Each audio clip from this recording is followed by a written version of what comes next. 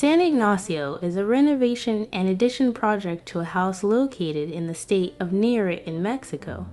Renovating the existing building that houses the rooms, which is in very poor condition, and the construction of 2 new volumes, one that can function as a flexible space for photo shoots and different creative expressions, and the second as an outdoor space. Living space that allows direct connection with the swimming pool. Expanding the existing volume to the limits of the land area, redistributing the bedrooms, bathroom, and adding a private terrace for the master bedroom bathroom, as well as a small TV room and laundry room at the end of the block.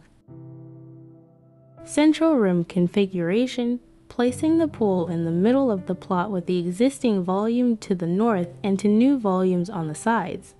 To achieve privacy between the pool area and the rooms, a series of short walls were built to resemble the large palm trees found on the site.